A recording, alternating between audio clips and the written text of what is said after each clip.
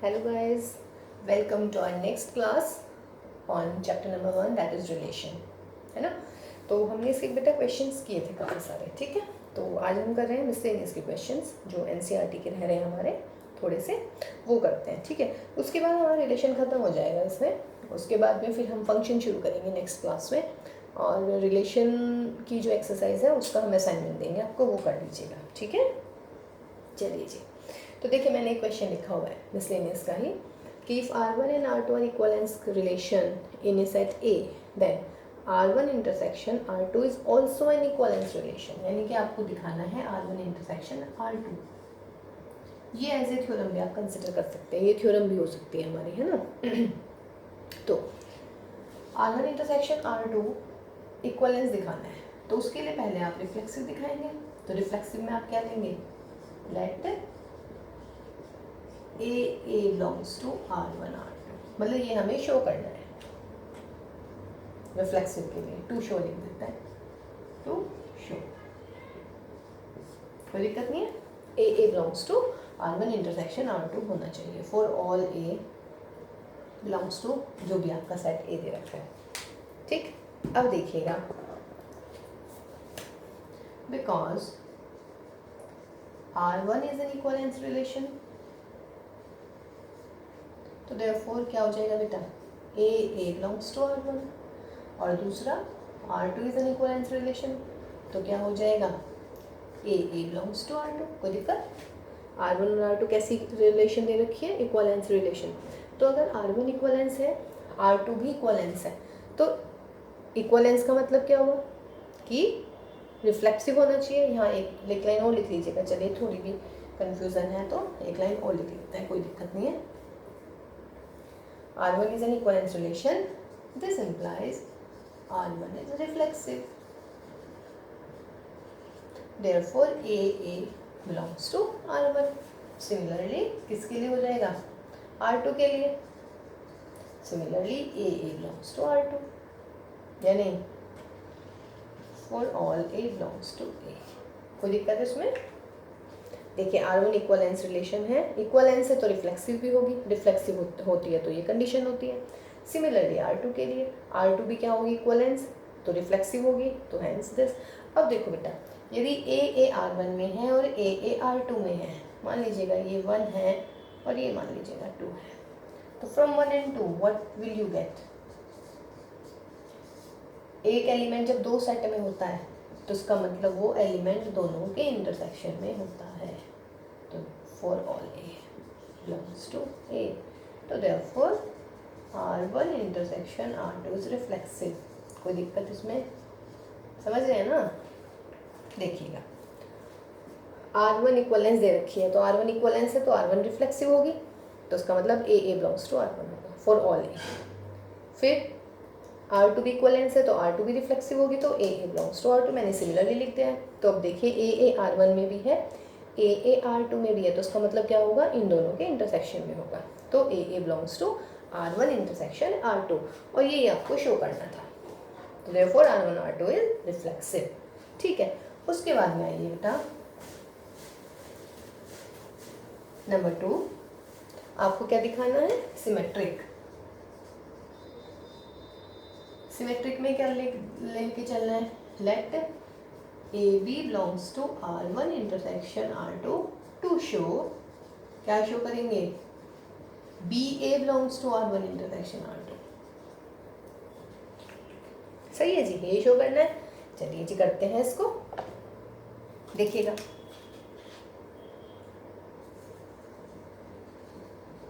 Clearly R1 and R2 are symmetric, या नहीं, क्यों, बिकॉज बोथ आर इक्वलेंस। तो बेटा जब R1 और R2 सिमेट्रिक होंगी तो क्या होगा, therefore if AB belongs to R1 implies BA belongs to R1, and if AB belongs to R2 implies BA belongs to R2। Clear है। ए बी R1 में है, R1 सिमेट्रिक है तो BA भी R1 में होगा। ए बी R2 में है तो बी ए भी किस में होना चाहिए, R2 में होना चाहिए, ठीक है। और आप यहाँ पे स्टार्टिंग में आप ले लीजिएगा let a b belongs to R1 intersection R2, ठीक है। चलिए एक लाइन और कैसे करेंगे, चलिए यहाँ से हटाते हैं, एक मिनट ये लाइन ना, ये चलिए दोबारा करते हैं इसको। देखिए बेटा क्या कहना चाहते थे मैं, पहले आप कंसिडर तो करेंगे ना, let a b belongs to R1 intersection R2। जब बेटा R1 इंटरसेक्शन R2 में, इंटरसेक्शन में कोई एलिमेंट होता है तो उसका मतलब है वो दोनों सेट में बिलोंग कर रहा है, a b belongs to R1 and a b belongs to R2। Intersection की डेफिनेशन है। अब ए बी यदि R1 में है तो इसका मतलब है बेटा बी ए R1 में है, और यहाँ से क्या हो जाएगा बी ए R2, और यहाँ पे लिखेंगे वो result, because R1 and R2 are symmetric relation. कैसी रिलेशन है ये, सिमेट्रिक रिलेशन है। सिमेट्रिक क्यों है, सिमेट्रिक इसीलिए है बिकॉज ये इक्वलेंस है तो इसलिए सिमेट्रिक हो गई। अब यहाँ से देखिएगा बी ए R1 का एलिमेंट भी है R2 का भी है, तो इसका मतलब बी ए किसका हो जाएगा बेटा, इंटरसेक्शन का। क्या लेके चले थे आप बच्चों, हमने लिया था ए बी एलिमेंट है R1 इंटरसेक्शन R2, क्या आ गया बी ए किसका आ गया R1 इंटरसेक्शन R2, ठीक है। और ये वाली चीज़ तो आप हमेशा लिख दीजिएगा, for all a b belongs to a, यहाँ पर भी for all a b belongs to a, तो देयरफॉर क्या मिल गया भाई हमें, R1 intersection R2 is symmetric relation. Clear है, R1 R2 क्या दिखाने, सिमेट्रिक, तो हमने एक एलिमेंट लिया इंटरसेक्शन का और हमें क्या दिखाना है कि बी ए भी उस इंटरसेक्शन में पड़ेगा। जब A B R1 intersection R2 में है, इंटरसेक्शन की डेफिनेशन क्या होती है कि ए बी R1 में है होना चाहिए एंड ए बी R2 में होना चाहिए। अब जब ए बी R1 में है तो बी ए R1 में, why, because R1 symmetric. A b R2 में तो बी ए भी R2 में, why, because R2 is also symmetric. तो अब ये देखिए एंड किसकी डेफिनेशन होती है, इंटरसेक्शन की, तो ये आ गया आपके पास में R1 intersection R2 is symmetric. तीसरी चीज क्या होगी भाई, तीसरी आपको दिखानी है what, reflexive, sorry transitive. Transitive में क्या होना है, आपने क्या शो करना है, let a b belongs to R1 intersection है R2 and b c belongs to R1 intersection R2, then to prove, क्या प्रूव करेंगे, a c belongs to R1 intersection R2। सही है जी, चलिए करते हैं इसको ना। Let a b belongs to, because R1 intersection R2 में, तो इसका मतलब क्या हुआ भाई, इसका मतलब हुआ a b belongs to R1 and what, a b belongs to R2। Let की जगह बिकॉज लिख लीजिएगा, और बी सी भी किस में है, बी सी है हमारा R1 इंटरसेक्शन R2 में, तो this implies b c belongs to R1 and b c belongs to R2। ये किसकी डेफिनेशन लगा रही हूँ मैं, इंटरसेक्शन की लगा रही हूँ, इंटरसेक्शन सेट में था 11th क्लास में, समझ रहे, ए बी और बी सी दो एलिमेंट लिए मैंने R1 इंटरसेक्शन R2 के, तो इंटरसेक्शन ओपन कर दिया है डेफिनेशन के थ्रू। अब देखिएगा ए बी R1 में है, बी सी R1 में है, now because a b belongs to R1 and b c belongs to R1, तो दिस इम्प्लाइज, बोलेंगे this implies a c belongs to R1, why, because R1 is transitive, है ना, R1 transitive, क्योंकि equivalence है बच्चों, जब इक्वलेंस होगी तो सारी कंडीशन सेटिस्फाई होंगी, मीन सिमेट्रिक भी होगा, रिफ्लेक्सिव भी होगा और ट्रांजिटिव भी होगा। ये मान लीजिए हमारी इक्वेशन नंबर 1। अगेन अब मेरे ख्याल से अब आप लोगों ने समझ लिया होगा कि अब मैं क्या करने वाली हूँ, ए बी किस में है, R2 में, और बी सी भी R2 में है,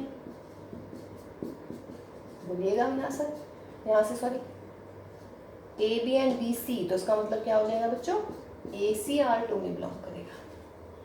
समझ रहे हैं ना? Why? Because R2 is transitive. ये होगी मेरी इक्वेशन नंबर 2। 1 and 2 को ऐड करना जब, क्या हो जाएगा, from 1 and 2, from 1 and 2 we have, क्या मिलेगा बेटा, ए सी R1 में भी है और R2 में भी है, तो इसका मतलब क्या होएगा, a c belongs to R1 intersection R2। ठीक है, अब देखिएगा आप लोग, ये आपको प्रूव करना था। सो हैंस या therefore R1 intersection R2 is transitive.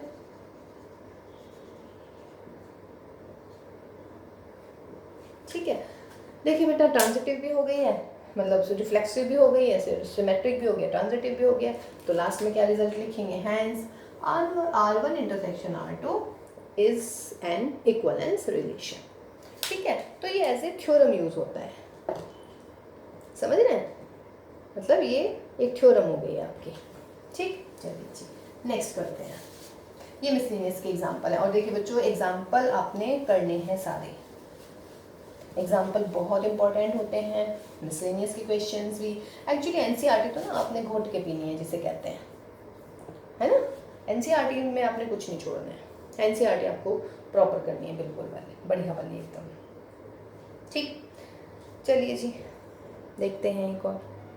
कैरोलेट R with relation on the set a of order pair of positive integers, यानी कि अब की बार जो हमारा डिफाइन हो रहा है रिलेशन आर, वो डिफाइन हो रहा है पॉजिटिव इंटीजर्स पर, और कैसे डिफाइन हो रहा है ये देखिएगा। आर डिफाइन हो रहा है हमारा इस टाइप का कि if x y R u v, ठीक है, if and only if x v is equal to y u, y u, समझ रहे, एक्सट्रीम की मल्टीप्लाई इज इक्वल टू जो आपके मिडिल वाले होते हैं उनकी मल्टीप्लाई आ जाएगी। ठीक है, इंटरनल की मल्टीप्लाई। तो कह रहे हैं कि show that R is an equivalence relation. ठीक, इसके साथ ना इसका दूसरा पार्ट भी मैं लिख देती हूँ। एक तो ये हो गया भाई क्वेश्चन, दूसरा same R on Z plus such that, अब की बात है कि यदि x y R u v है, then if and only if x plus v is equal to y plus u. देखिए यहाँ पे मल्टीप्लाई है, यहाँ पे प्लस है, दोनों बहुत अच्छे सवाल हैं, मैं इंटू वाला करवा देती हूँ, ये आप बहुत इजीली कर लेंगे। ठीक है, तो देखिएगा अब इसमें ही देखो बेटा,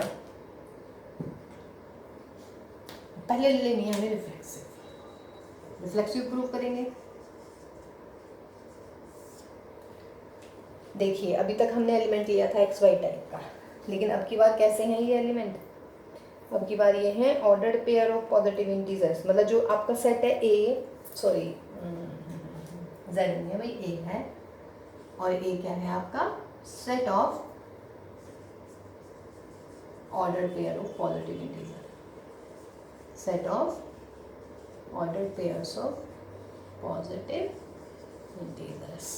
अब आएगा, क्योंकि ए में कैसा एलिमेंट है बेटा, ए में एलिमेंट है हमारे ऑर्डर्ड पेयर, समझ रहे हैं। तो देखिए एलिमेंट ऑर्डर्ड पेयर टाइप के होंगे रिलेशन में, इसमें बस ये गड़बड़ होती है, आप लोग एक्स एक्स ले लेते हैं, इसमें एक्स एक्स नहीं लेंगे, क्योंकि एक ऐसा सेट है ऑर्डर्ड पेयर का, मीन जो ए के एलिमेंट है वो ऑलरेडी ऑर्डर्ड पेयर में है, तो रिलेशन में एलिमेंट रिलेशन का एक एलिमेंट ये दूसरा एलिमेंट है, जैसे हम पढ़ते हैं ना एक्स आर वाई, ठीक है, तो अब की बार ये क्या लिखा है हमने x y R u v, इसका मतलब अब की बार ऑर्डर्ड पेयर में आएंगे एलिमेंट्स। ठीक, तो रिफ्लेक्सिव के लिए आप क्या कंसिडर करेंगे बच्चों, रिफ्लेक्सिव में देखिए आप, रिफ्लेक्सिव में क्या लेके आना चाहिए अब आपको, रिफ्लेक्सिव में आप मान लीजिएगा क्या कंसिडर करेंगे, x y related to x y, x x नहीं, हम क्या लेके चलते थे हमेशा एक्स आर एक्स, लेकिन अब की बार ये एक एलिमेंट, ये सेम एलिमेंट, अब की बार ये एक एलिमेंट है ऑर्डर पेयर, समझ रहे हैं। नहीं तो आप क्या करते हैं यहाँ पे x x R x x लिख देते हैं, नहीं, क्योंकि अब की बार ये एक एलिमेंट है हमारा, तो रिफ्लेक्सिव में क्या होता है, हर एलिमेंट खुद से रिलेट होता है, तो ये एक एलिमेंट अपने आप से रिलेट होना चाहिए। अब देखिए भाई ये है या नहीं है। अब अगर ये होगा, तो अगर ये इसमें रिलेट होगा तो क्या होता है, फर्स्ट और लास्ट की मल्टीप्लाई होती है सेकंड और थर्ड की। तो देखिए first and last x y is equal to y x, और ये क्या इंटीजर्स ही तो है, तो ये तो ट्रू होगा या नहीं, सही है ना, कोई डाउट इसमें। एलिमेंट खुद से रिलेट होना चाहिए रिफ्लेक्सिव के लिए, तो हमने ये ले लिया एक एलिमेंट दूसरे एलिमेंट से, अपने आप से रिलेशन लेनी है उसकी। तो जब अगर ऑर्डर पेयर रिलेटेड है तो कैसे होता है, फर्स्ट और फोर्थ की multiply is equal to second और थर्ड की, तो एक्स वाई की मल्टीप्लाई वाई एक्स, और ये क्या है बेटा इंटीजर, 3 गुना 4 बराबर 4 गुना 3, तो क्या होगा, देयरफॉर आर इज रिफ्लेक्सिव, है ना, because x y related to x y. Okay, और यहाँ पे आप लिख लीजिएगा for all x y belongs to a. अब की बार कोमा लगेगा, मतलब ऑर्डर पेयर लिखेंगे अब की बार एलिमेंट एक्स वाई नहीं, समझ रहे हैं। फिर आया हमारा सिमेट्रिक। सिमेट्रिक में ले लीजिएगा भाई, लेट दो एलिमेंट, तो this implies x b is equal to y u. क्या प्रूव करना है, आपको प्रूव करना है यू वी एक्स वाई, ये प्रूव करना है। इसका मतलब आप ना रफ करके देखिए कि मुझे लाना क्या है एग्जैक्टली, मुझे लाना है u v R x y, इसका मतलब मुझे लेके आना है u y is equal to v x. ये रफ देखा है मैंने करके कि मुझे एग्जैक्ट ये फॉर्म दिखनी चाहिए। अब देखो बेटा, वाई यू को मैं इधर लिख दूँ, क्या फ़र्क पड़ रहा है, ए बराबर बी या बी बराबर है, ठीक, लेकिन मुझे वाई यू नहीं चाहिए, यू वी चाहिए, तो मैं लिखूंगी इसको u y is equal to, और इधर एक्स वी की बजाय वी एक्स, चूँकि तो इंटीजर्स हैं, 3 इंटू 4 4 इंटू 3 4 इंटू 3 3 इंटू 4, समझ रहे हैं। अब देखिएगा, अब अगर ये ऐसे आ गया है तो मैं अब इसको ऐसे लिख सकती हूँ u v R x y. ये बहुत अच्छी बात है, इसमें बहुत इंपॉर्टेंट बात है जो आपको गलत नहीं करना है। मीन्स यहाँ से मैंने लिख दिया, मुझे अब प्रूफ क्या करना है, मुझे प्रूफ करना है u v R x y, तभी तो सिमेट्रिक होगा। If first related to b तो सेकंड रिलेटेड टू फर्स्ट, तो u into y is equal to prove करना v इंटू एक्स। देखिए ये एक ही बात है, लेकिन मुझे इस फॉर्म में दिखाना होगा क्वेश्चन को, तो मैं इस वाई को इधर ले आई हूँ, a is equal to b, b is equal to y into u नहीं चाहिए, मुझे चाहिए u इंटू वाई, तो मैंने इसको u इंटू वाई लिख लिया, इसको x इंटू वी की बजाय v इंटू एक्स लिख दिया। अब ये इसके इक्वल है, देख लीजिएगा, u v R x y क्या होगा, u into y is equal to v into x, हो गया हमारा। तो क्या हुआ, देयरफॉर R is symmetric, ठीक है। अब आप ले लीजिएगा क्या बेटा, अब आता है हमारा तीसरा यानी कि ट्रांजिटिव। ठीक है, प्लस वाला आप खुद करके देखेंगे बेटा तो आपको बहुत क्लियर होगा। यही एक सवाल है जिसमें आप थोड़े से कंफ्यूज हो सकते हो, बाकी हमारे रिलेशन में ऐसा कोई सवाल नहीं बचना चाहिए जो आप अब ना कर पाए, ठीक है। तो ट्रांजिटिव में देखते हैं आप क्या होगा। ट्रांजिटिव में आप क्या लेंगे भाई, ट्रांजिटिव में भी आप 3 एलिमेंट्स लेते हैं, let x y R u v and a R b, b R c, u v R डब्ल्यू। चल तो क्या शो करना है, then to show what, x y R डब्ल्यू जेड, ये मुझे शो करना है, ठीक है। देखिए इसी फॉर्म में मुझे दिखना चाहिए, इसका मतलब आप बताएंगे मुझे क्या प्रूव करना है, x into z is equal to y into डब्ल्यू, first into fourth is equal to second into third, तो मुझे वो ही दिखना चाहिए, x into z is equal to y into डब्ल्यू मुझे दिखना चाहिए। अब यहाँ से because x y R u v, this implies what बेटा, x into v is equal to y into u and u v r w z, बोलिए क्या होगा, u into w, u into z is equal to v into w, ये होगा या नहीं, ये रहेगा ना, u into z is equal to v into डब्ल्यू। क्या क्या चाहिए अब आपको, x इंटू जेड चाहिए, y इंटू डब्ल्यू चाहिए, यानी कि मुझे v नहीं चाहिए कहीं भी। यहाँ से मैं v की वैल्यू निकाल सकती हूँ, या आप इन दोनों की मल्टीप्लाई कर दीजिएगा। इक्वेशन की मल्टीप्लाई करते हैं ना, तो कैसे करेंगे, x into v u into z is equal to y into u v into डब्ल्यू। देखिए क्या कट रहा है, यू वी गया, तो क्या बचा, x into z is equal to y into W. लेकिन मुझे चाहिए किस वाले फॉर्म में, x into z is equal to y into W. बिल्कुल सही मिल गया हमारा।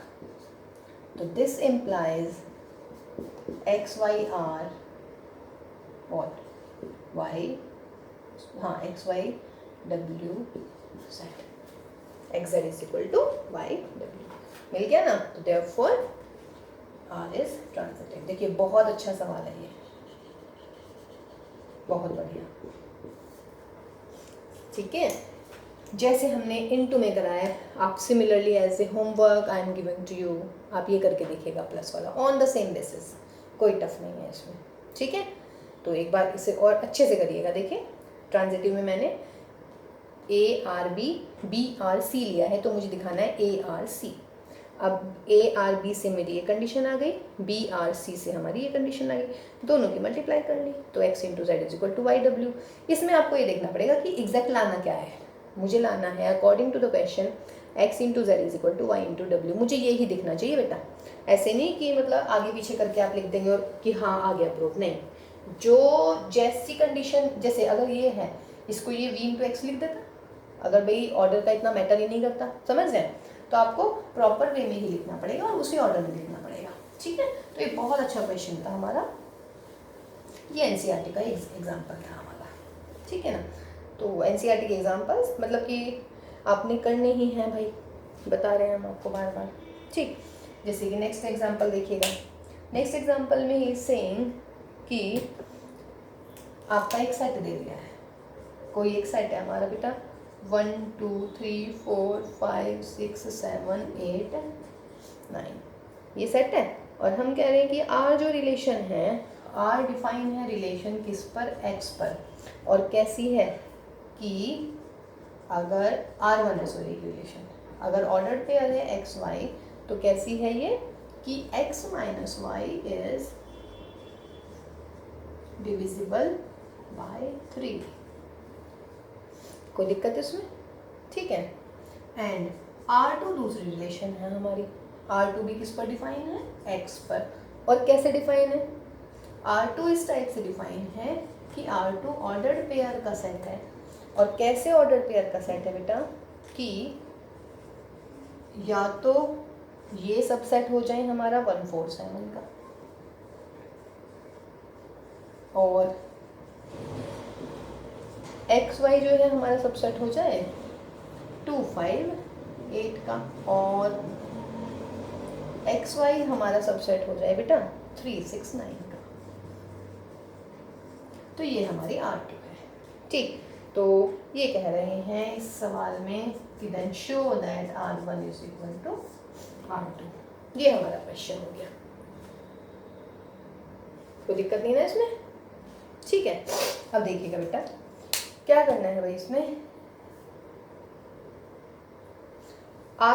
दो सेट इक्वल कब होते हैं, इसका मतलब आपको दिखाना है R1 is a subset of R2 and R2 is a subset of R1, ये मुझे दिखाना है।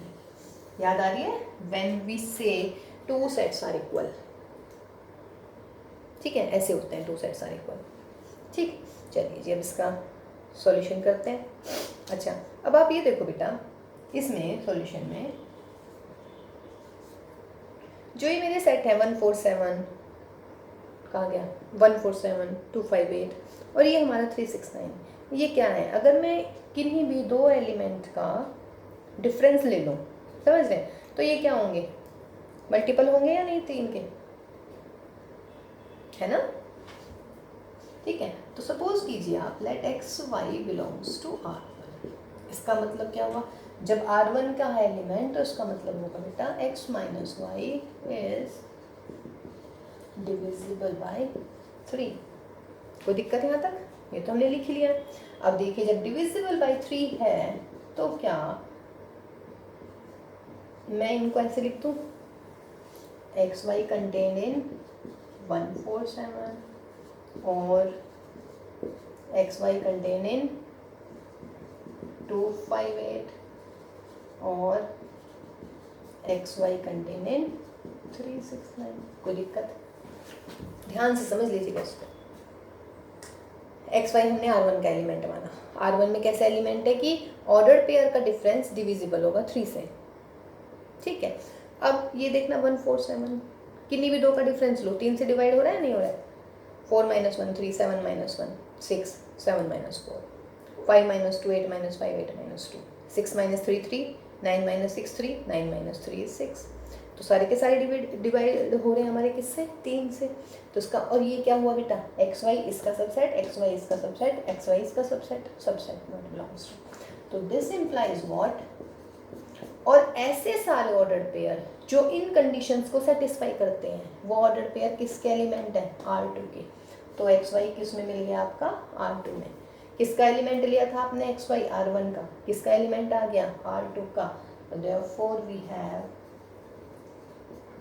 R1 is a subset of R2।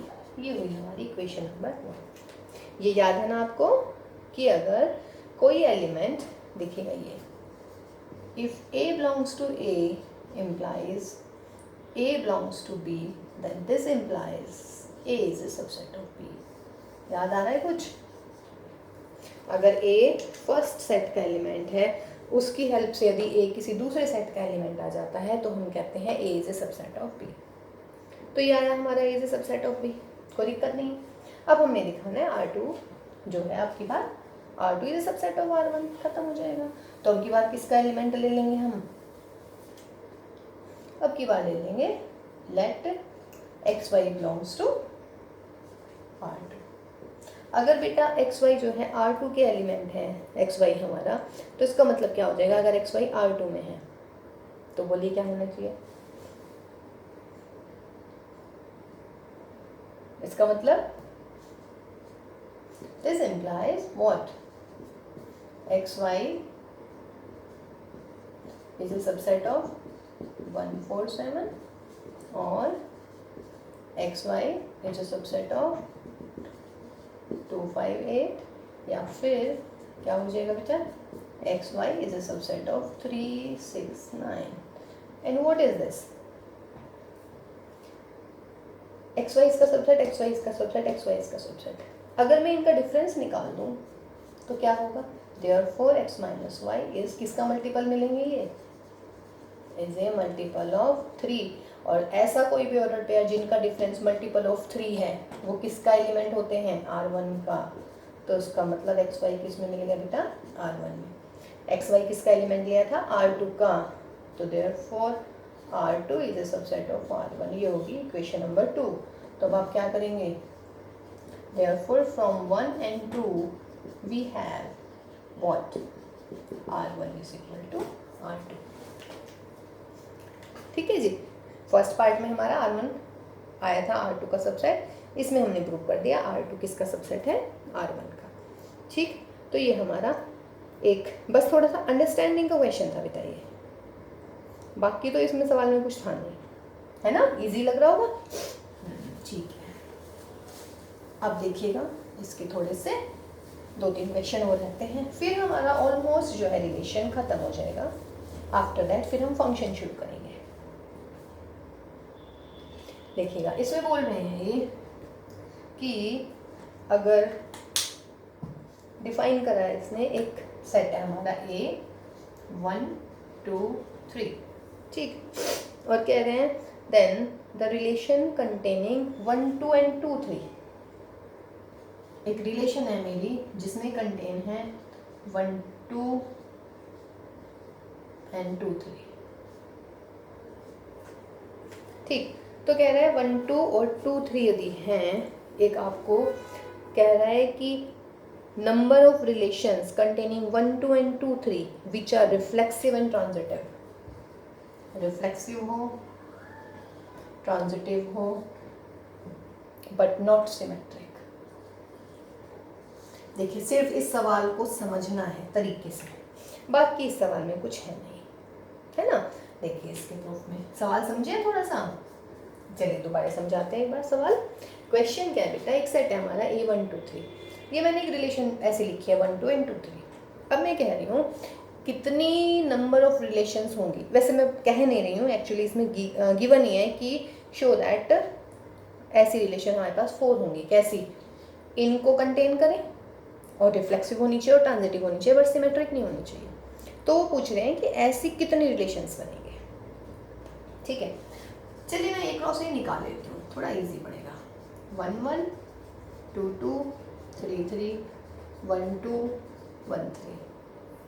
ठीक है, फिर 2 2 हो गया, फिर बेटा 2 1 2 3, फिर हमारा 3 3 1 3 2 एंड 3 3 हो गए। 1 2 3 4 5 6 7 8 9 9 एलिमेंट हो गए हमारे सारे के सारे। ठीक है, अब मुझे रिलेशन निकालनी है। लेट R1, कैसी रिलेशन चाहिए मुझे, रिफ्लेक्सिव एंड ट्रांजिटिव तो होनी चाहिए। तो रिफ्लेक्सिव के लिए क्या होना चाहिए बेटा, रिफ्लेक्सिव के लिए तो बिना सोचे समझे 1 1 लिख दीजिएगा, 2 2 लिख दीजिएगा और 2 3 लिख दीजिएगा। कोई दिक्कत इसमें, ये रिफ्लेक्सिव आ गया। ये एलिमेंट और लगाने हैं इसमें 1 2 एंड 2 3। ठीक है, ट्रांजिटिव होनी चाहिए, समझ रहे हैं, कैसी होनी चाहिए, ट्रांजिटिव। अब देखो बेटा 1 2 एंड 2 3 है, तो 1 2 एंड 2 3 को कंबाइन करोगे तो 1 3 जरूर दिखना चाहिए, तो 1 3 और ऐड कीजिएगा। एक तो ये बन गई हमारी, देखिएगा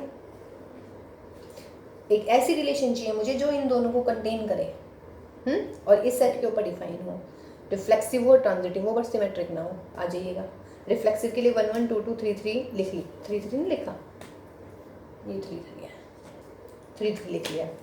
उसके बाद में ये मुझे चाहिए 1 2 एंड 2 3, ये क्वेश्चन था मेरा यहाँ तक। रिफ्लेक्सिव हो गई, अब ट्रांजिटिव भी चाहिए। तो देखिए बेटा 1 2 एंड 2 3 को हटाइएगा यहाँ पे, तो क्या मिलना चाहिए मुझे 1 3, ये मिलेगी मुझे 1 3, ये होगी मेरी ट्रांजिटिव नंबर 1। कोई दिक्कत उसमें, देखिए ये तो बनी गई हमारी। सिमेट्रिक कह रहे हैं, अब देखिए सिमेट्रिक नहीं चाहिए हमें, है ना। तो कौन कौन से चलेगा भाई, देखिए 1 1 में लिख चुकी, 2 2 लिख चुकी, मैं 3 3 लिख चुकी। उसके बाद 1 2 एंड 2 3 तो चाहिए ही। ठीक, मैंने एक रिलेशन खत्म कर ली 1 3 के साथ, यानी कि 1 3 हमारा गया। ठीक, अब इसको और बढ़ाते हैं, ये नंबर 1 हो गई। R2 और कैसे लिखी जा सकती है, 1 1 2 2 3 3 1 2 2 3 तो आएगा ही, और 1 3, इसी को इसी में और ऐड कर देते हैं। अब देखो बेटा इसमें यदि मैं 2 1 लिख लेती हूँ, गॉट माय पॉइंट, अगर मैं इसमें क्या लिख देती हूँ 2 1 लिख लेती हूँ, लिख लेते हैं चलिए 2 1। ठीक, देखिएगा 2 1 बच रहा था ना, अभी मैंने 2 1 लिख दिया भाई यहाँ पर। अब इसको देखो, अगर मैं इसको ख़त्म कर दूँ यहीं पे एंड कर दूँ तो 1 1 2 2 3 3 रिफ्लेक्सिव है, 1 2 2 1 2 3 है, 3 2 नहीं है, सिमेट्रिक नहीं है। 1 2 2 3 1 3 है। अब आइएगा 2 1 2 1 1 2 2 2 है, 2 1 1 3 2 3 है। इसका मतलब एक तो ये बन गई मेरी, एक ये ट्रांजिटिव भी है ये। ठीक, उसके बाद में और कौन सा पेयर बचता है भाई, और देखिएगा अगर मैं R3 लूँ, एक और बनाने की कोशिश करती हूँ, देखिए 2 तो बनी गई है हमारी, 1 2 2 3, इसके साथ मैंने 1 3 ले लिया। ठीक, अब देखिएगा 2 1, चलिए ले लेते हैं 2 1, अब इन दोनों में से एक ले लो कोई सा भी, 3 1 ले लेते हैं चलिए। अब अगर मैंने 3 1 ले लिया बच्चों, ठीक 3 1 1 2, तो 3 2 होना चाहिए था, समझ रहे हैं। अगर मैं 3 1 ले रही हूँ, देखिए समझिए इसको, मतलब आपको अपने बस क्या कहना चाहिए मुझे, देखिए पहली रिलेशन क्लियर होगी हमारी 1 1 2 2 3 3, ये हुई हमारी 1 2 और 2 3 इसके साथ में आनी ही है, तो 1 2 एंड क्या लिख दी हमने 2 3 लिख दी, 1 2 एंड 2 3। ठीक, अब 1 2 एंड 2 3, 1 2 2 3 को हटाइएगा 1 3, ये तो ज़रूरी आनी है। ठीक, यानी एक रिलेशन तो ये बनी हमारी जो रिफ्लेक्सिव भी होगी, ट्रांजिटिव होगी, बट सिमेट्रिक नहीं होगी, कोई दिक्कत नहीं है। अब आइए बेटा, अगर मैं इसी में मैंने 2 1 ऐड करा था, ठीक 2 1 मैं ऐड कर सकती हूँ, बिकॉज 1 2 2 1 कंबाइन कीजिए 1 1, ये रहा। 2 1 1 3 कंबाइन कीजिए 2 3, ये रहा। तो ये भी एक ऐसी होगी जिसमें रिफ्लेक्सिव भी होगी, सिमेट्रिक नहीं है और ये ट्रांजिटिव हो गई है। ठीक है, अब यदि मैं इसी में 3 2 और 3 1 ऐड, जैसे मैंने 3 1 ऐड करा पहले, ठीक, अगर इसमें मैं 3 2 या 3 1 ऐड कर देती हूँ, चलिए 3 1 ऐड करते हैं हम, तो 3 1 के लिए यहाँ पे 3 2 आना चाहिए, तभी ट्रांजिटिव बनेगी। ठीक है, तो इसका मतलब है क्या करना चाहिए मुझे, 3 1 तो हटाएंगे, लेकिन अगर मैंने 3 1 हटा दिया तो मेरी रिलेशन एक ही बन जाएगी या नहीं। तो इसका मतलब इस 2 1 की बजाय यदि मैं आपके पास 3 1 ले लूँ तो बोलिएगा क्या होगा। 3 1 एंड 1 2, तो क्या आएगा मेरा, 3 2 भी ले लेता है। अब देखना जरा कैसे बन गई है। एक तो ये ले ली थी मैंने, अब देखिए 1 1 2 2 3 3 आ गया, 1 2 2 3 1 3, कोई दिक्कत नहीं है। ठीक, 1 2 के साथ और तो कुछ नहीं है। 2 3 3 2 2 2, चलिए 1 3 3 1 1 1 1 3 3 2 1 2, एक ये बन गई हमारी। इसमें 1 3 3 1 है, 2 3 3 2 है, लेकिन 1 2 है, 2 1 नहीं है, तो ये सिमेट्रिक नहीं है, लेकिन रिफ्लेक्सिव भी है, ट्रांजिटिव भी है, और मेरी क्या है ये सिमेट्रिक नहीं है। उसके बाद में आया नंबर 4, एक और देख लेते हैं और बन रही है या नहीं। देखिए 1 1 2 2 एंड 3 3 एंड 1 2 एंड 2 3, ये तो लेनी ही है भाई।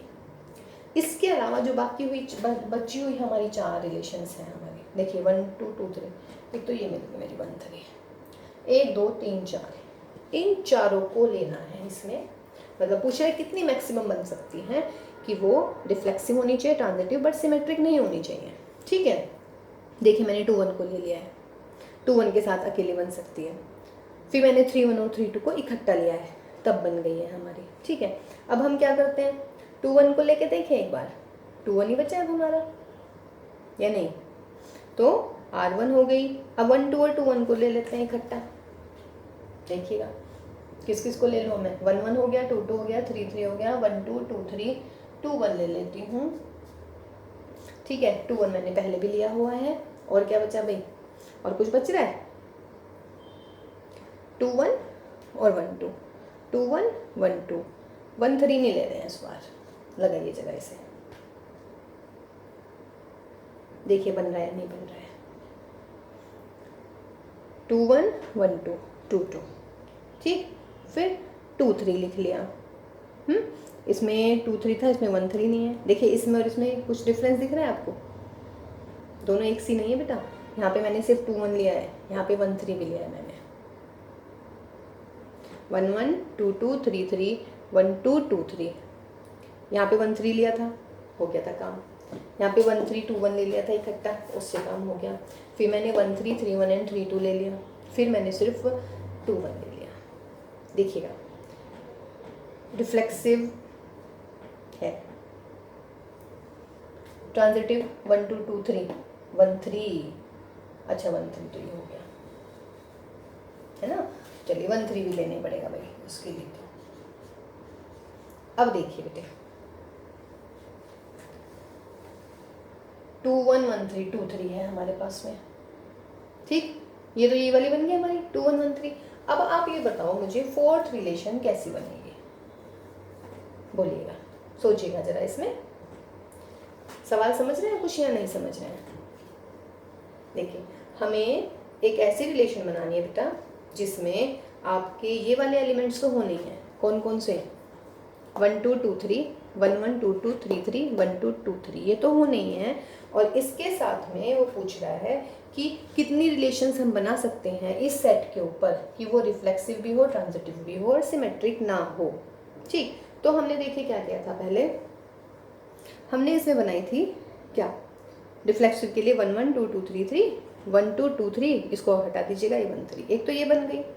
अब मैंने ये कहा है कि यदि मैं इसमें 2 1 और ऐड कर दूँ तो भी हमारी तीनों सारी कंडीशन सेटिस्फाई कर रही है, ये रिफ्लेक्सिव भी है, ट्रांजिटिव भी है, बट ये सिमेट्रिक नहीं है। ठीक, अब देखिएगा, अब अगर हम R1 में पहले 3 2 जोड़ दें, इसमें पहले हम 3 2 जोड़ते हैं और फिर हम 3 1 जोड़ देते हैं, ठीक है। R1 में जोड़िएगा, ये हमारी R1 है, इसमें हम, ये तो हो गई थी, R1 में जोड़िए बेटा 3 1, देखिएगा बन रही है या नहीं बन रही है कुछ। एक ही तो कह रहा है क्या था हमारा 1 1 2 2 3 3, 1 2 2 3 1 ये रहा हमारा, 1 3 3 1 1 1 ये रहा हमारा, 2 3 3 1 2 1 2 1 और चाहिए, लो लगाओ 2 1, क्या दिक्कत है। ये हमारी तीसरी बन गई है, ठीक है। अब हमारी एक और देख लेते हैं, एक और बनेगी या नहीं बनेगी। क्या बन रहा था हमारा, देखिए यहाँ पे मैंने लिया था 3 1, अब अगर मैं इसमें 3 2 ले लूँ तो क्या होगा, यहाँ तक तो लेना ही है, ठीक है। अब मैं कह रही हूँ यहाँ पे मैंने 3 1 लिया था, अब मैं 3 2 ले लेती हूँ, लीजिएगा 3 2, देखिएगा किस चीज़ की कमी रह गई, 1 2 2 3 1 3 मिल गया, 1 3 3 2 1 2 मिल गया, 3 2 2 3 3 3 ये भी मिल गया, हो गया। तो ये भी हमारी कैसी होगी, रिफ्लेक्सिव हो गई, ट्रांजिटिव होगी, बट ये सिमेट्रिक नहीं हुई है। तो समझ रहे हैं। तो देखिएगा फर्स्ट रिलेशन हमारी ये हुई जो इक्वलेंस है, 1 1 2 2 3 3 1 2 2 3 एंड 1 3, गॉट माई पॉइंट। फिर हमने इसमें 2 1 को और ऐड कर दिया, तब भी हमारी ये रिफ्लेक्सिव, मतलब रिफ्लेक्सिव होगी, ट्रांजिटिव होगी, बट ये सिमेट्रिक नहीं होगी, ठीक। उसके बाद फिर हमने इसमें 3 2 ऐड कर दिया इस वाली में, ठीक। जब हम 3 2 ऐड कर देंगे इसमें तो फिर एक और बनेगी इक्वलेंस, और फिर बेटा हमने इसी वाली में एक और 3 1 ऐड कर देंगे, ठीक। तो ये देख लीजिएगा, चेक कर लीजिएगा इसमें एक बार और बेटा, 3 1 एंड 1 2 3 2 आनी है इसमें, ये रही 3 2 हमारी, ये वाली गड़बड़ कर रही है भाई इसमें देखिएगा कैसे निकालेंगे आप। इसमें अगर हम 3 2 ऐड कर दिया हमने, इसमें हम 3 1 ऐड कर रहे हैं, इसमें कर लेते हैं 1 3 और 3 1 ये हटा देते हैं सारा। अब देखिएगा करके, अब हो गई है, वो 2 1 एक्स्ट्रा ही दिख रहा था हमें, 1 3 3 1 1 1, ठीक है। 2 3 1 3 क्या आएगा, 2 1 2 1 भी आएगा भैया, फिर 2 1 1 3 2 3 1 2 2 1 1 1, हो गया क्लियर, ठीक है। तो ये हमारी आपकी एक ऐसा क्वेश्चन, देखिए बड़ा कंफ्यूजिंग सा हो गया भाई ये, है ना। चलिए इसे एक बार और ध्यान से कर लीजिएगा, ठीक। एक और करते हैं, बिल्कुल इसी के जैसा सा है, थोड़ा सा देखिएगा उसको भी।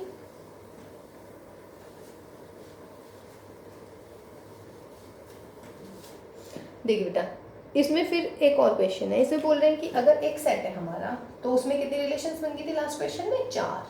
अब ये कह रहे हैं 1 2 3 है, और कह रहे हैं कि आपको एक ऐसी रिलेशन बनानी है जिसमें 1 2 और 2 1 तो हो ही, और कैसी होनी चाहिए, वे इक्वलेंस होनी चाहिए। तो पूछ रहा है कितनी बनेंगी ऐसी जो इनको कंटेन करे, इसे समझ लीजिएगा, है पिछले वाले क्वेश्चन में थोड़ी सी कोच हो गई है। देखिएगा क्या चाहिए आपको बेटा, 2 कह रहा है, आंसर 2 आएगा, मतलब 2 रिलेशंस बनेगी।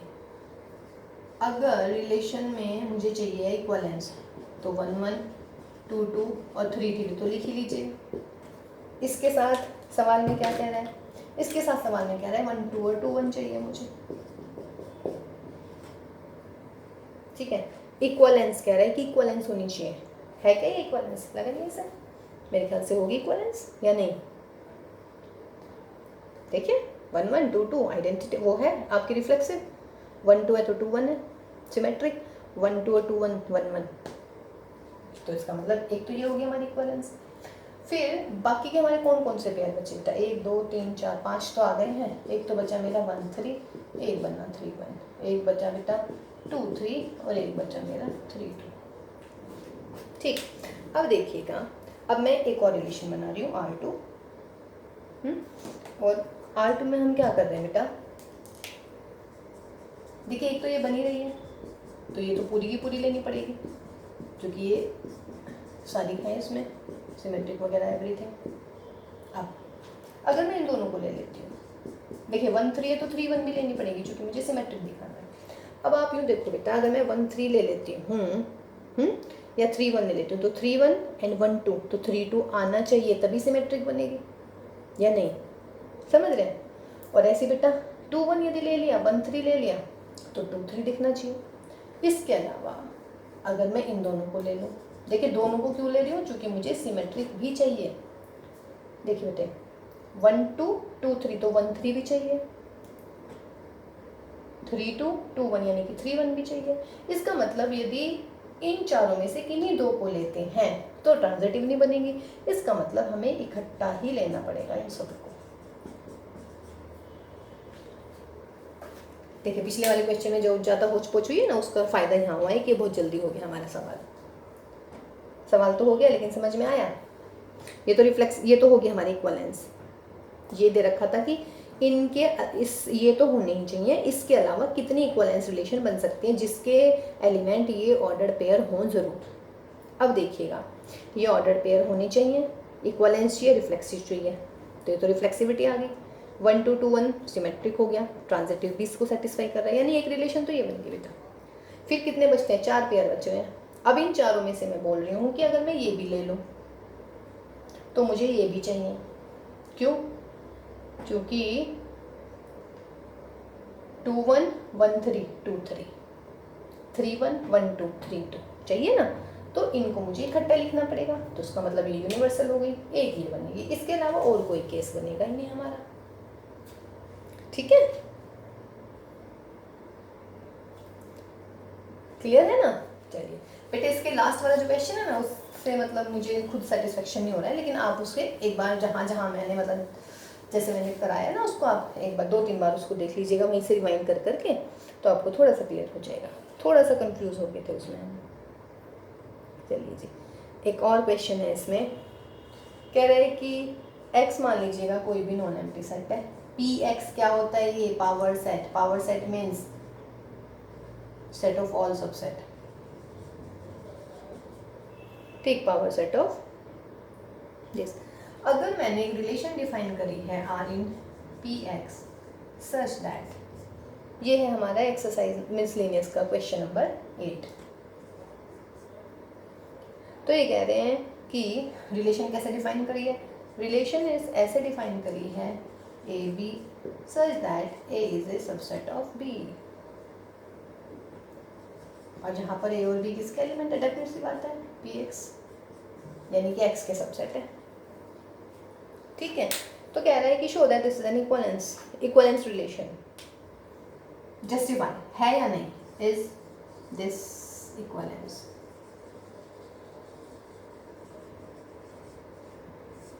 इज दिस इक्वलेंस रिलेशन, ये दिखाना है आपको कि है या नहीं है। पहला देखिएगा बेटा रिफ्लेक्सिव। रिफ्लेक्सिव में क्या होगा, let a belongs to R. जब ए आएगा तो क्या आएगा, a is a subset of a, true. क्यों, बिकॉज हर सेट खुद का सबसेट तो होता ही है। तो therefore a belongs to R for all a belongs to Px, है ना। तो देयरफॉर रिफ्लेक्सिविटी। फिर दूसरी चीज़ क्या दिखानी है आपको, देखिए मैं प्रॉपर नहीं लिख रही हूँ, आप लोग लिख लीजिएगा। सिमेट्रिक में क्या लेना है आपने, सिमेट्रिक में आप ले लीजिएगा कि let a b belongs to R.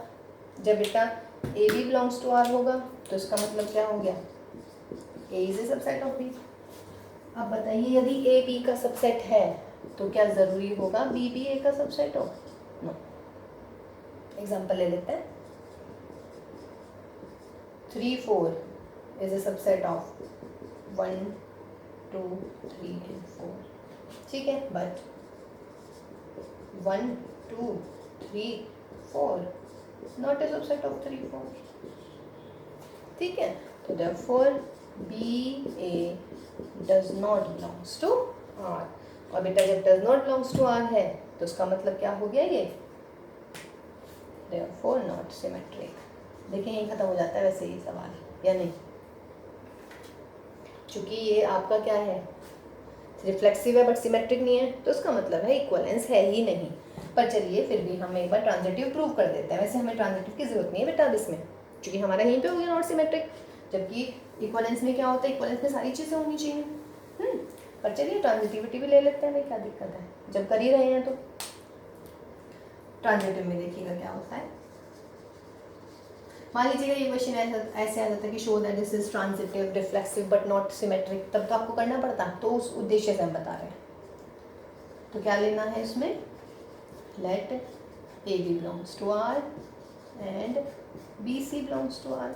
तो जब बेटा ए बी और बी सी होंगे आर में, तो उसका मतलब क्या होना चाहिए, this implies a is a subset of b and b is a subset of सी।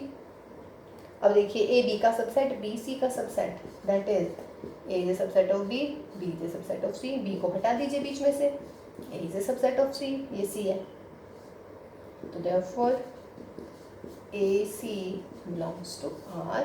तो देयरफॉर क्या मिल गया बेटा, ट्रांजिटिव। ठीक है जी, तो ये क्वेश्चन इजी सा था, है ना। चलिए इसके बाद देखते हैं बेटा, वही वाला नंबर से वाला क्वेश्चन आ रहे हैं, ये आपके मल्टीपल चॉइस वाले क्वेश्चन हैं, लास्ट के 2 क्वेश्चन हैं। इसके बाद देखिए एनसीईआरटी का रह जाता है सिर्फ हमारा फंक्शन हम करेंगे नेक्स्ट क्लास में। 16th क्वेश्चन देखिए बच्चों, इसका एनसीईआरटी एक्सरसाइज है आपकी मिसलेनियस, उसका 16th क्वेश्चन हम बता रहे हैं कि a इज इक्वल टू 1 2 3 है, then number of relation containing 1 2 and 1 3, यानी कि अब आपकी रिलेशन ये कह रहा है कि 1 2 है और 1 3 है, which are reflexive symmetric. Reflexive होनी चाहिए, सिमेट्रिक होनी चाहिए, समझ रहे हैं, बट क्या नहीं होनी चाहिए, ट्रांजिटिव नहीं होनी चाहिए। ठीक है बेटा, तो पूछ रहा है कितनी रिलेशन बनेंगी ऐसी हमारी। ठीक, अब देखिएगा इसमें ये भी उसी टाइप का हो गया। क्या क्या कह रहे हैं हम, रिफ्लेक्सिव एंड सिमेट्रिक। तो जब रिफ्लेक्सिव एंड सिमेट्रिक है तो पहले तो आप वही निकाल लीजिएगा, रिफ्लेक्सिव एंड सिमेट्रिक में क्या क्या होना चाहिए। रिफ्लेक्सिव में 1 1 2 2 3 3, ये दोनों तो होने चाहिए। इनके अलावा तो कह रहा है कि इसके साथ साथ और कौन से एलिमेंट्स लिखो, तो 1 2 एंड 2 1 एंड 3 1। एक तो यही होगी भाई, खत्म या नहीं। 1 1 2 2 3 3, 1 2 1 3, 2 1 3 1 हो गया एक तो ये। ठीक है, उस देखिए ये रिफ्लेक्सिव भी है सिमेट्रिक भी है बट ट्रांजिटिव नहीं है, एक तो ये हो गई। उसके बाद हम दूसरी लेते हैं, ये R1 ले लीजिएगा, अब की बार मैं ले रही हूँ भाई R2 में रिफ्लेक्सिव 1 1 2 2 3 3, ये हमें दोनों चाहिए। सिमेट्रिक है तो 2 1 और 3 1 भी चाहिए। इसके अलावा और कौन बच गया एलिमेंट में, देखिएगा कौन बचा, एक तो 2 3 बचा, एक 3 2 बचा, ये बचे ना, इन्हीं दोनों को इकट्ठा लेना पड़ेगा। क्योंकि अगर मैंने 3 2 ले लिया, समझ रहे हैं, 2 3 नहीं लिया तो सिमेट्रिक नहीं होएगी, है ना। अगर मैंने, समझ रहे हैं, 3 2 ले लिया है, 2 3, क्योंकि सिमेट्रिक भी कह रहा है वो, तो ये मैंने ले लिया 2 3, 1 2 3 4 5 6 7 8 9। लेकिन ये कैसी हो जाएगी बेटा, ये हमारी, हाँ अगर मैं इनको भी ले लेती हूँ बचे हुए को, तो ये हमारी कैसी हो जाएगी, ये ट्रांजिटिव भी हो जाएगी, लेकिन मुझे ट्रांजिटिव चाहिए नहीं, तो इसका मतलब है ये हमारा नहीं बन पाएगा। ओनली आंसर कितना आएगा इसका, 1। इसका मतलब सिर्फ एक ही रिलेशन बनेगी, तो आंसर इज ए। ये बात क्लियर है ना। देखिए रिफ्लेक्सिव चाहिए 1 1 2 2 3 3 आ गया, ये दोनों होने चाहिए। ठीक, अब मुझे सिमेट्रिक चाहिए, तो 1 2 2 1 1 3 3 1, तो ये एक रिलेशन बन गई। 2 एलिमेंट ये बचे, 2 ऑर्डर पेयर, इनको अगर मैं लगा लूँ, इनको मैं इंट्रोड्यूस कर लूँ, ठीक, तो क्या होगा बेटा, दोनों को कर लेती हूँ तो ये तो ट्रांजिटिव हो जाएगा, ये मुझे चाहिए नहीं। अगर मैं इन दोनों में से एक को कर लेती हूँ 3 2, तो 2 3 भी चाहिए, वाई, क्योंकि मुझे चाहिए सिमेट्रिक। तो इसका मतलब सिर्फ 1 एंड ओनली 1 रिलेशन बनेगी, वो भी ये बनेगी हमारी। ठीक है, उसके बाद में नेक्स्ट क्वेश्चन है क्वेश्चन नंबर 17। 17 में भी कह रहे हैं कि A is 1 2 3, और अब की बार रिलेशन में किसको रिलेशन में रखना है, अब की बार सिर्फ कह रहे हैं भाई 1 2 को रखना है, ओनली 1 2। चलिए जी, ओनली 1 2। और कैसी होनी चाहिए, नंबर ऑफ इक्वलेंस रिलेशंस। ठीक है, इक्वलेंस रिलेशन देखिएगा, इक्वलेंस में क्या क्या होएगा, 1 1 2 2 3 3, और ये 1 2 1 2 के साथ तो कहीं रहा है वो, तो जब 1 2 होगा तो 2 1, क्योंकि सिमेट्रिक चाहिए, एक तो खत्म, क्योंकि 1 2 2 1 का 1 1 ये रहा 1 1, तो एक तो ये बनी हमारी। ठीक है, एक और ले लेते हैं और देखते हैं बनेगी या नहीं, बनेगी तो बन जाएगी, नहीं बनेगी तो कोई बात ही नहीं है। 1 2 एंड 2 2, इसके अलावा और कौन से पेयर बचे बेटा, ये बचा एक, तो एक 3 1 बचा, एक 1 3 बचा। ठीक है, इक्वलेंस रिलेशन की बात चल रही है। तो अब ये बताइएगा, जब इक्वलेंस रिलेशन होगा तो अगर मैं 2 3 ले लूँगी, 3 2 ले लूँगी, मान लीजिएगा मैंने 2 3 ले ली, तो 3 2 भी लेनी पड़ेगी, क्यों, क्योंकि सिमेट्रिक चाहिए। अब देखो 1 2 एंड 2 3, तो इसका मतलब 1 3 भी लेना पड़ेगा, और जब 1 3 लेना पड़ेगा तो 3 1, and what is this, this is the universal relation. तो इसका मतलब इसका आंसर 2, यानी कि हम बना सकते हैं कितनी, question was let A is 1 2 3 if I define the number of equivalence relation containing 1 2, how many we will have 2, तो आंसर कितना आ जाएगा इसका, B। ठीक है बेटा, तो ये हमारे कुछ NCERT के कुछ क्वेश्चंस, इजी है ना। तो रिलेशन के क्वेश्चंस जो है हमारे खत्म हो गए हैं अभी। ठीक है, तो इन्हें कर लीजिएगा आप बहुत अच्छे से। ठीक, तो हम कल नेक्स्ट क्लास में पढ़ेंगे फंक्शन, तो हम फंक्शन स्टार्ट करते हैं। तो आप 11th का थोड़ा सा फंक्शन रिवाइज कीजिएगा। Till then have a good time, bye bye.